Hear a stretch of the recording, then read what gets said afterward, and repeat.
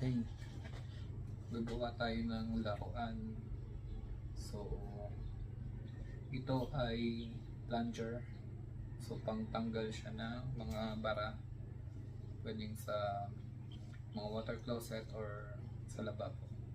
So, ang gagawin natin ay parang air gun. So, bumili ako ng steel rod. Actually, ano to, aluminum. Ang size niya ay 10 mm yung outer diameter, and then yung inner diameter 6 mm. So, kasya dito yung mga BBs, bala ng airsoft. So, ito ay 6 mm. And then, ito mga plastic siya. And then, meron din ako dito steel ball. Ano to? Mga bulitas, 6 mm din. So, pasok siya dun sa barrel na ito. So, ilalagay ko share ko yung link kung saan ko siya nabili. So, kailangan lang nating tools, drill, and then long nose. So, simulan na natin.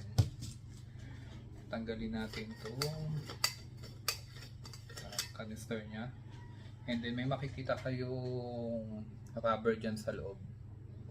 So, tatanggalin natin siya. Gamit tayo ng long nose.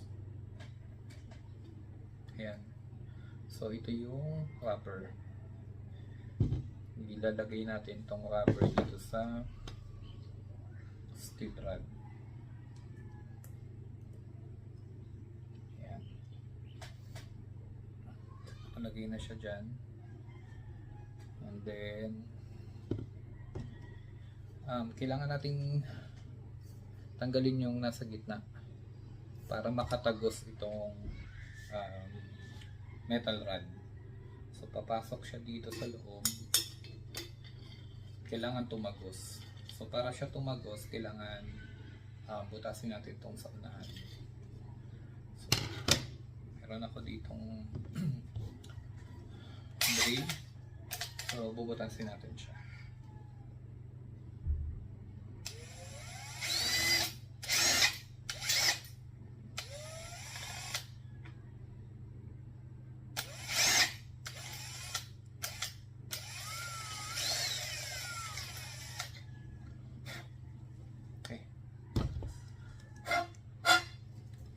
So, tanggal na.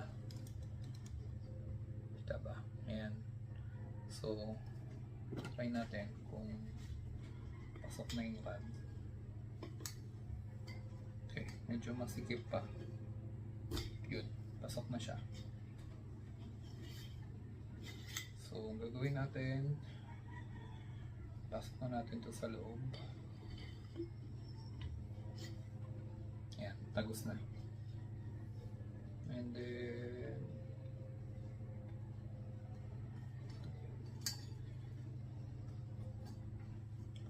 so yan na siya.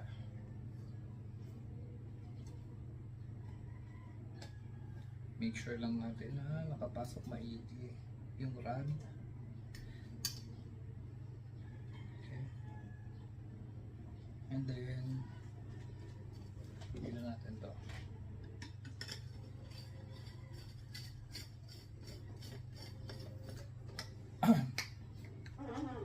Yan yung kasimple.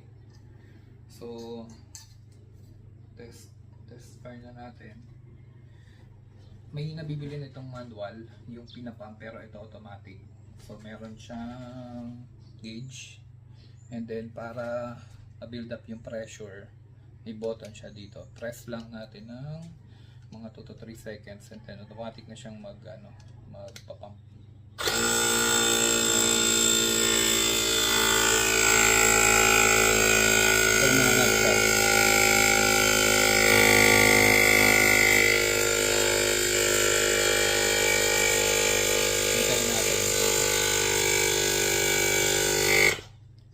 So, automatic siyang nag-stop at ilan to? Mga 105 PSI. So, lagyan natin siya ng bala. Plastic BB lang muna. So lalagay lang natin dito sa dulo. Okay, so nandun na siya. Ngayon try nating iputok. So meron siyang trigger, parang mga totoong barrel, mga airsoft pistol. So let's try.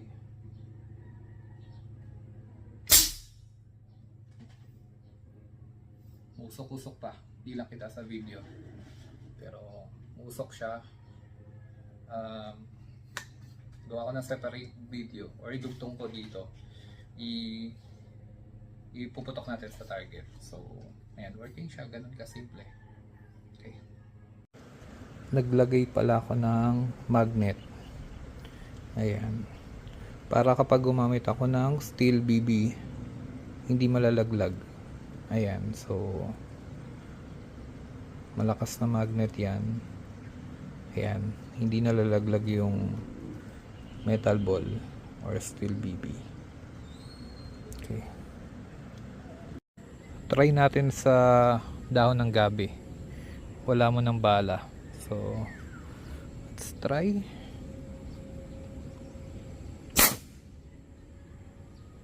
Okay, sak siya. Okay, dito naman natin siya i-try sa core ng tissue. So walang laman, test fire, walang bala, hangin lang. Tingnan natin ano mangyayari. Firing. Wow, talsik. Ayun,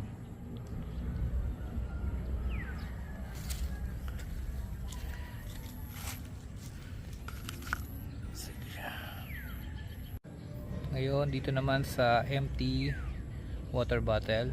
So walang bala, hangin lang. Let's try.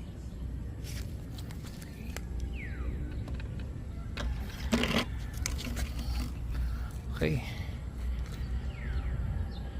firing. Lipad.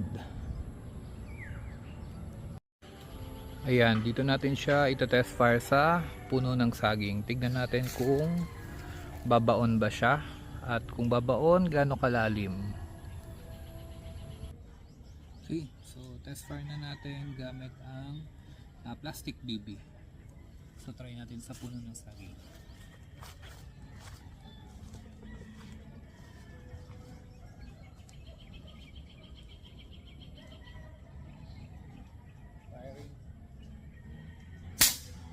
Hindi na natin makita yung BB, so mukhang malalim yung pinagbaonan niya. Ito, try naman natin dito sa pinolik. So ang kapal nito parang 3/4 itong pinolik na to eh. So try natin dito iputok. Okay, so test fire using bulitas, metal ball.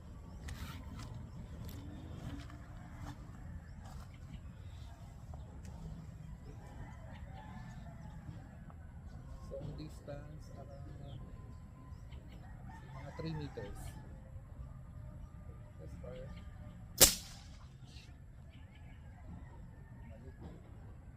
ricochet.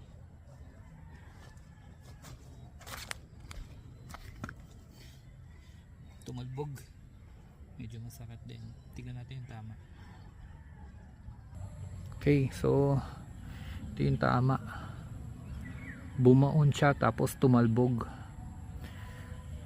Pagtalbog sa akin medyo masakit pa, at around 3 meters away. So kung malakas talaga to. Sa ibang video nakita ko bumabasag talaga siya ng mga bote. So okay, good ang ating toy gun.